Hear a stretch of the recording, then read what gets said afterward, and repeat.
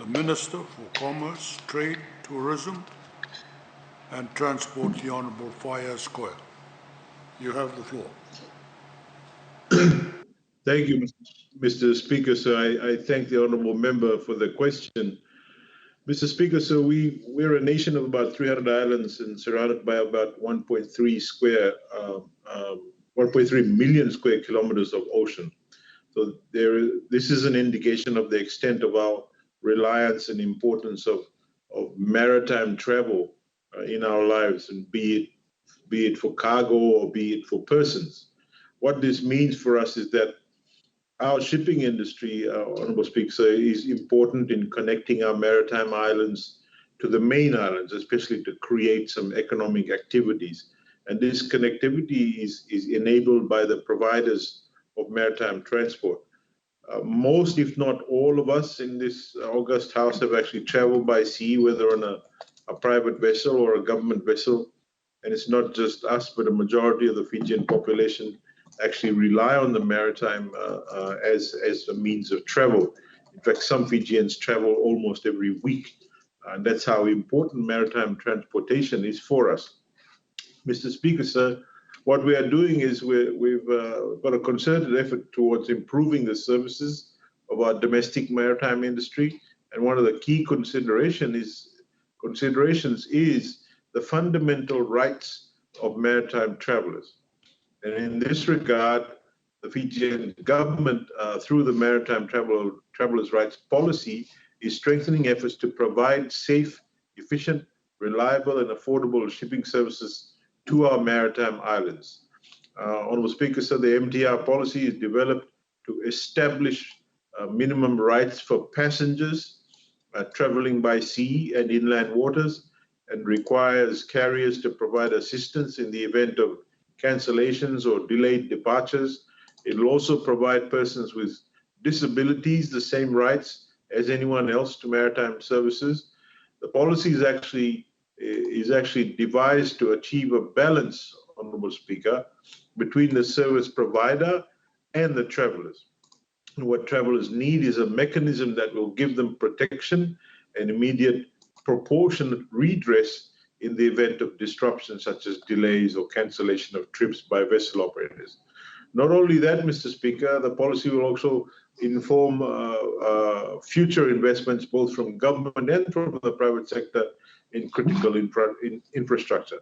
The development of the policy is a priority for this Fijian government, and it builds on our Section 34(1) of our 2013 Constitution of the Republic of Fiji, where it states that the state must take reasonable measures within its available resources to achieve the progressive realization of the right of every person to have reasonable access to transportation.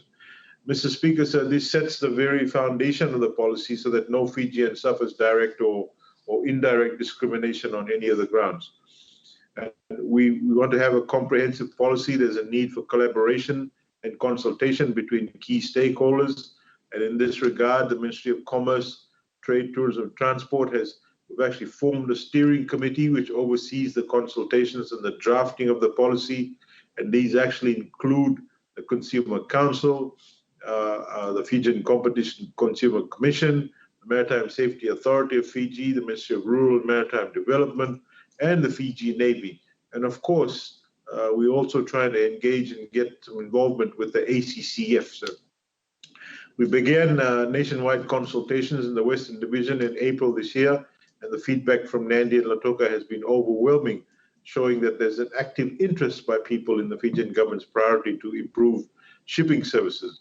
We had stakeholders from the tourism sector, the fisheries sector, the traditional boat builders, representatives of government agencies who frequently travel.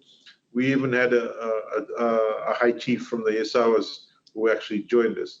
In ensuring inclusivity, Honourable Speaker, in the formulation of the policy, the Ministry also conducted consultations with the Matanitikenas and the Tranganikoros at Nadula village in the Yasawas, the islands of Vanuatu, Nayau, and Lakemba in Lao, the villages of Nalele, Nangerelevu, Tawake, Wainiika, Punikondi, Nambuono, and Dawaro in the northeast Vanuatu, to name a few. We have almost completed the consultations on our government shipping franchise routes and received feedback from our passengers with respect to their expectations, and we intend on meeting these, Honourable Speaker, sir. The travellers using shipping services are urged to be vigilant and be responsible consumers whilst accessing the facilities, particularly while we develop this MTR policy. In these difficult times also, Honourable Speaker, the Ministry continues to provide support to our maritime islands to ensure that the basic necessities and provisions are transported. In the last 2 months, through the government shipping franchise scheme, we've continued with the services of cargo movement and have completed more than 20 trips to ensure that shops in the islands and families are provided for with groceries and basic necessities. We're also working hand in hand with the Ministry of Health and Medical Services through the government vessel, MC Bovetti, which has been stationed with dedicated crew in Otogo for the past 20 days, assisting with maternity cases and other health assistance. In conclusion, sir, I urge Fijians to contribute and send their submissions in with respect to what I've just raised, and because it's a very important policy that needs to be developed properly, sir. I thank the Honourable Member for his question, sir. Honourable Speaker, sir, the consultations that we are going through are very thorough. We're trying to engage with as many stakeholders and citizens as possible.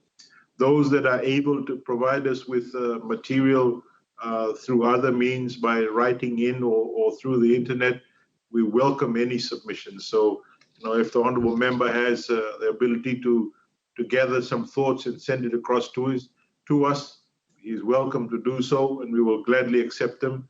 But where we can go out and get submissions, we are doing so, Honourable Speaker.